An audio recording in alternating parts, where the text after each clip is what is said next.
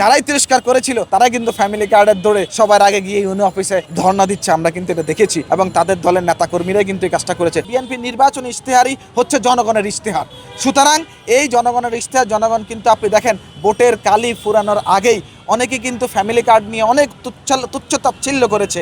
অনেক দলের প্রধান এমন বেশি হিউমিলেট করেছে, সেই ভাষা আসলে আমাদের দ্বারা রাজনৈতিক আমরা those who are the practicing real politics আমাদের মুখে আসবে না। কারণ আমরা আমাদের শহীদ রাষ্ট্রপতি জিয়াউর রহমান, দেশনেত্রী বেগম খালেদা জিয়া ওনারা কিন্তু মিউচুয়াল রেসপেক্টের রাজনীতি করেছে। বর্তমান প্রধানমন্ত্রী সেই সহমর্মিতা সেই ধৈর্য নিয়ে কিন্তু রাজনীতি করছে। এভাবেই হিউমিলেট করার পরেও আমরা কিন্তু কোনোভাবেই কোনোদিনও কোনো দলকে হিউমিলেট করছি না, কারো ইশতেহার নিয়ে কাজ করছে হিউমিলেট করছি না।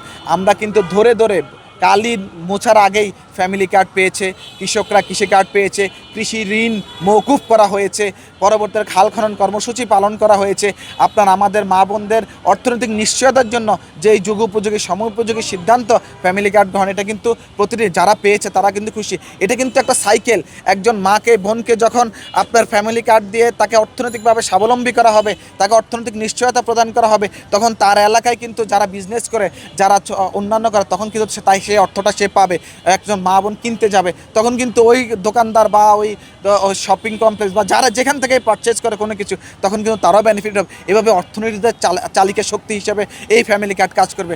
এবং কৃষক কার্ড আপনি দেখেছেন, কৃষকদের জন্য যেই ন্যায্য মূল্যের স্বাদ থেকে শুরু করে তথ্য আদান প্রদান, এইসব বিষয়গুলো যখন সরকার কাজ করে যাচ্ছে, তখন সাধারণ মানুষের যখন সামাজিক সুরক্ষা সামাজিক নিরাপত্তা নিশ্চিত হচ্ছে, অর্থনৈতিক নিরাপত্তা নিশ্চিত হচ্ছে, তখন কিছু ধরনের বিরোধী দলের কিছু পথভ্রষ্ট নেতা তখন সেগুলো নিয়ে তিরস্কার করার চেষ্টা করছে, সেটা নিয়ে সমালোচনা করার চেষ্টা করছে।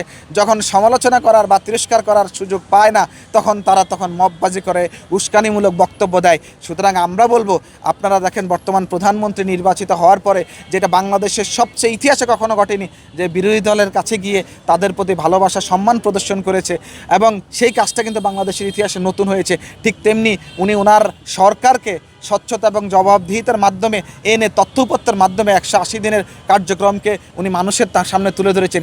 এভাবেই বাংলাদেশে এগিয়ে যাবে। সুতরাং কোনো উস্কানি, কোনো মববাজে, কোনো ধরনের শব্দচয়ন করে, কোনো রাজনৈতিক নেতাকর্মীকে হয়রানি না করে এবং না খেপিয়ে দেশকে সুন্দরভাবে সুন্দর জায়গায় নিয়ে যাওয়ার জন্য যদি তারাও এই মাননীয় প্রধানমন্ত্রীর সাথে তাদের সুন্দর সমৃদ্ধ বাংলাদেশ বিনির্মাণের সারথি হয়, তাহলে এই বাংলাদেশ ইনশাআল্লাহ এগিয়ে যাবে। আমরা চাই, আমরা যে কথাটা বলেছি, যারা তিরস্কার করছে তারা এখন মনে করছে এই দেশের মানুষ পুরস্কার পাচ্ছে, এবং যারাই তিরস্কার করেছিল তারা কিন্তু ফ্যামিলি কার্ডের দৌড়ে সবার আগে গিয়ে ইউনিয়ন অফিসে ধর্ণা দিচ্ছে। আমরা কিন্তু এটা দেখেছি এবং তাদের দলের নেতাকর্মীরাই কিন্তু এই কাজটা করেছে। সুতরাং সরকার যেই ইনোভেটিভ এবং ক্রিয়েটিভ কাজ করে যাচ্ছে, তাকে স্বাগত জানিয়ে আগামী সুন্দর সমৃদ্ধ বাংলাদেশ বিনির্মাণে আমরা সবাই ঐক্যবদ্ধভাবে সরকারের সারথি হবে, এই প্রত্যাশাই করছি।